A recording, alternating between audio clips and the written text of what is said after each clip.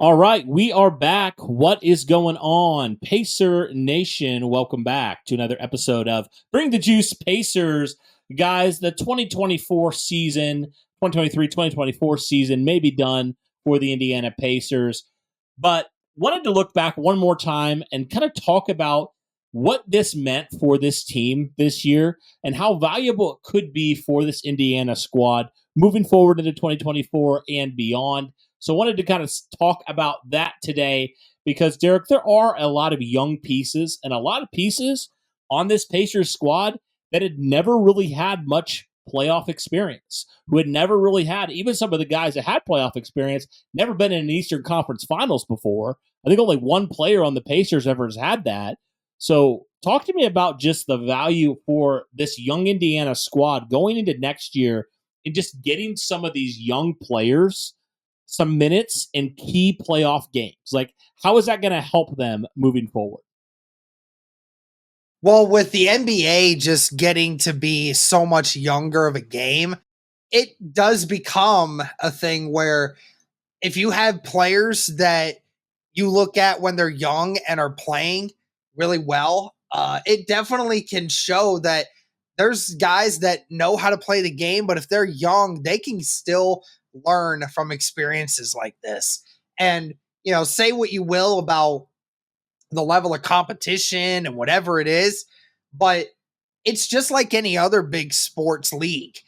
The further into the season you go, if you're a young player and you're coming into these atmospheres in the playoffs where, fans are rowdier than ever, louder than ever, all these media profiles are on you, nonstop camera paparazzi, everyone asking how you're feeling about all this.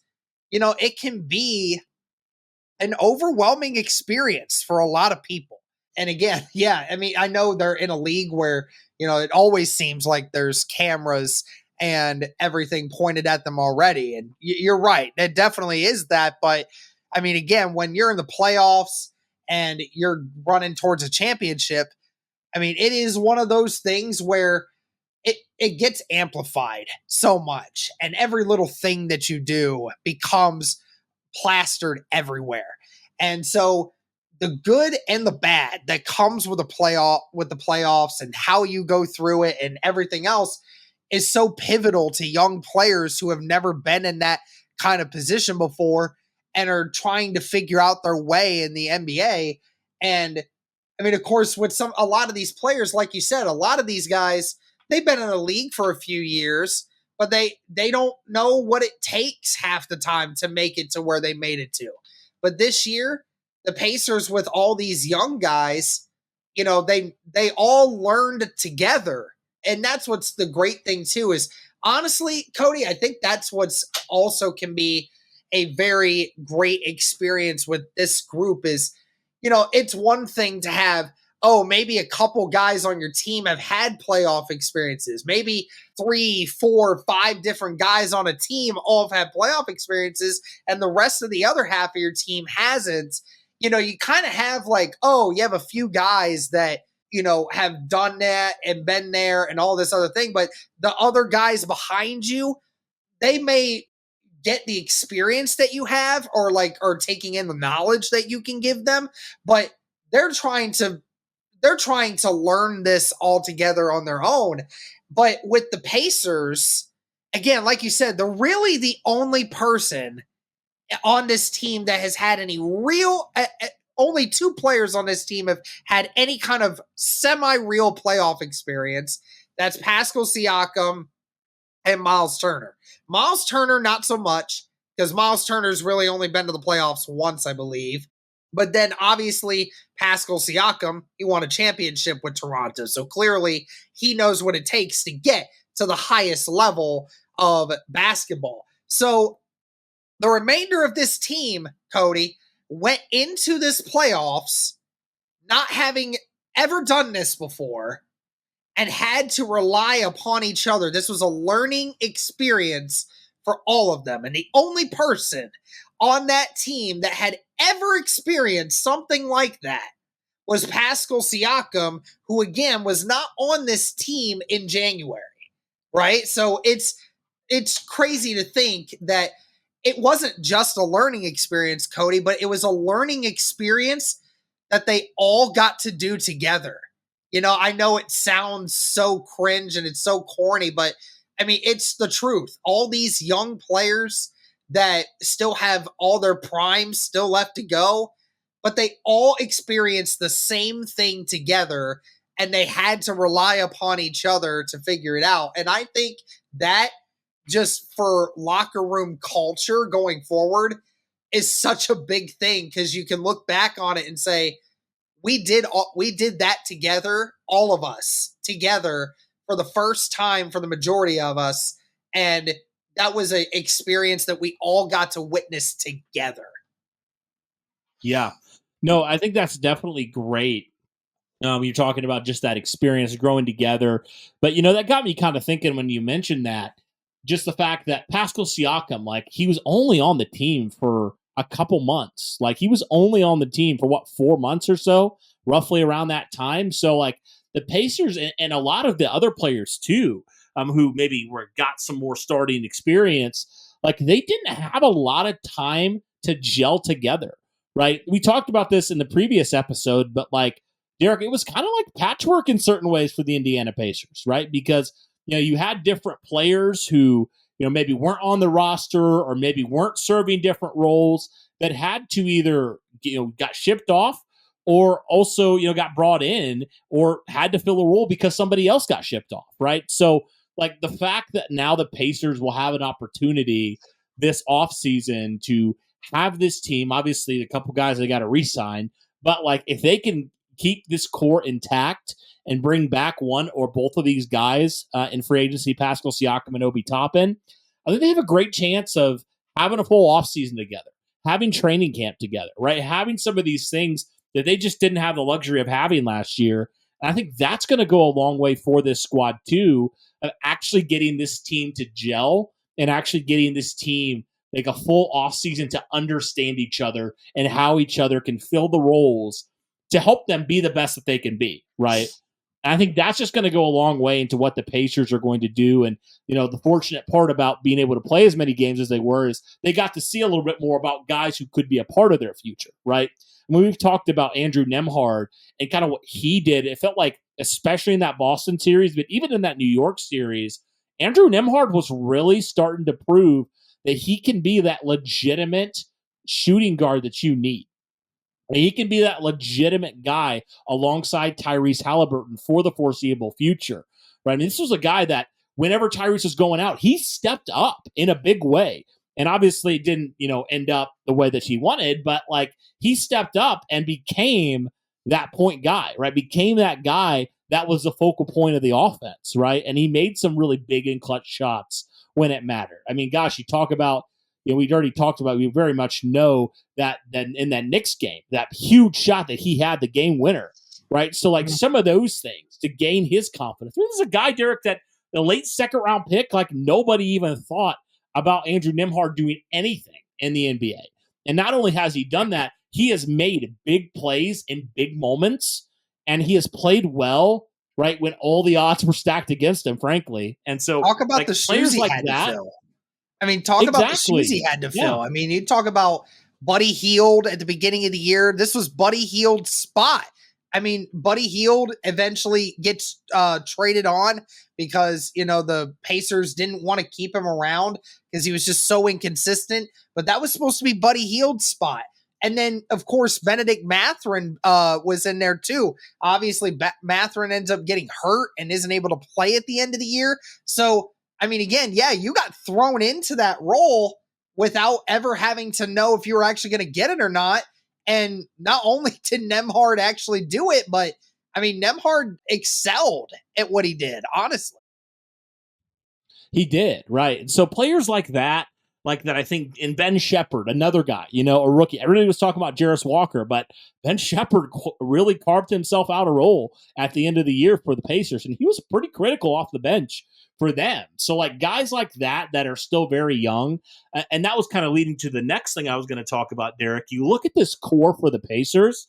I mean, they are so young. Like, I was looking at this team, And outside, talking about guys who actually like played legitimate roles, two guys on the current roster that are over 30. That's TJ McConnell and that's Pascal Siakam. Everybody else is under 30 years old, which is just crazy. And more so to that, some of your guys that you think can be and prove that they can play at very high levels this year, outside of obviously Pascal Siakam and TJ McConnell, they're young, right? They're very young. You talk about obviously Nembhard, he's 24. Halliburton's 24. Ben Shepherd's 22. Matherin's only 21, right? And then you have some other guys that like Jarris Walker, he's only 20. So like a lot of young guys in this core. And, you think if you continue to develop them and they get better, like what can they do? Even in this next season, having a full off season, having camp, all that stuff, how are they going to take their game to the next level? Right. So that's definitely exciting. Is just the fact that this team, they got that experience, but they got it very young, Derek. It wasn't when Tyrese Halliburton was pushing 30, right? It was when he was 24 years old. And I think that's just so helpful for Indiana, is like, not only did they get that experience, but they were very young when they did it, right? So that's going to only help them when that time arises again, maybe even next year, when they have the opportunity, right, to do some really, really good things and to just be like, we've been here before. We know what it takes, right?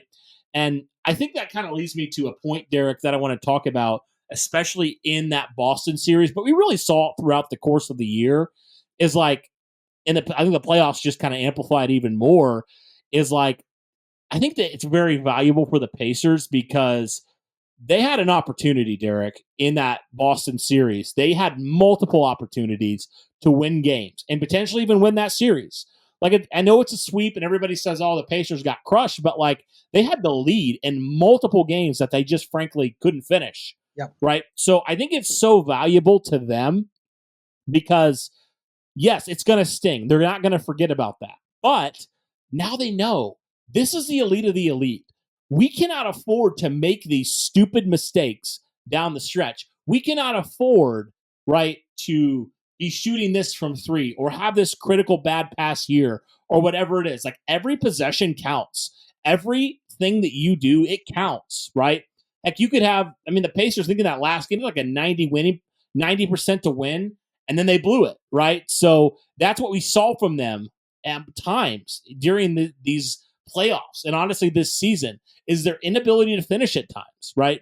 Now, they had those times where they did it well, but they also had those times that they didn't do it well. And so I think it's just so critical for them now because they've seen what it takes. They didn't do it, but they see now what it takes to do it. And they know, and the Pacers know, they have the talent and the ability to do it. It's just a matter of doing it, right? So I think it's just so valuable for them to look at, just especially being as young as they are, to know like these critical mistakes, they just frankly, they can't happen.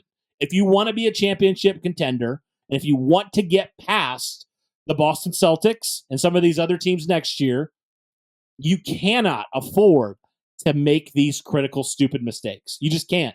So I'm thinking that'll be very valuable for them as well. But what are your thoughts, Derek, overall on some of those things that I said? I know I kind of talked a lot there, so I'll give you a chance here to respond to give some of your thoughts. Yeah, I totally agree with you, man. I think I think looking at it, the failure of them not being able to win the series against the Boston Celtics, even though we all kind of expected it with the fact that, Tyrese Halliburton was, injured and they weren't going to be able to do it. But I think looking back on it, you tell yourself, like, it could have been us. It could have been. Because like you said, we had the lead in practically every game. Outside of game 2, where we got destroyed, game 1, 3, and 4, we had those leads. Late in games, too. It wasn't early. The Pacers were in it the whole way. The whole entire way. So there is the optimism that if you are smart enough, you look and say, we got this. If we run it back and we get there, we know we can do this. We know we can do this. And we have a better mindset to know that, so what if it's the Celtics? we should have closed those games out. We could have closed those games out. We should have had handled the business. We didn't. We had the chance. So, I mean, it does wonders for your brain to know, because first you always ask yourself, am I capable of doing it? Well, once you find out if you're capable of doing it, then the ultimate question becomes, what am I going to do to make sure I can do it? And now they know they're capable of beating anyone. It's just a matter of what are you going to do now to capitalize on such an advantage that you now have? Because the Pacers have shown they are one of the top teams in the Eastern Conference now. I don't care what the playoffs entailed. They have shown you that they are a top 6 team in the Eastern Conference. No question about it. If you ran it back with the same teams next year, that's exactly what's going to happen. So the Pacers now, the expectation is there for you. That's it. You no longer have the ability to be bad anymore. It's time to be good. It's time to even be great. And it's time to get back again. And you have that ability. We know you can. Now, what are you going to do to get above it? And are you going to be able to handle it? I think they will. Yeah. Well, we'll see with the Indiana Pacers, right? What's going to happen here moving on to this offseason. And as the offseason progresses and we get closer to free agency, the draft, all that good stuff, we'll definitely be talking about that with you guys. But let us know your thoughts here on the Indiana Pacers. Do you think the playoff experience was valuable for their young team? Let us know all those things in the comments. But that'll do it for this one, guys. Thank you so much for tuning in. And as always, go Pacers.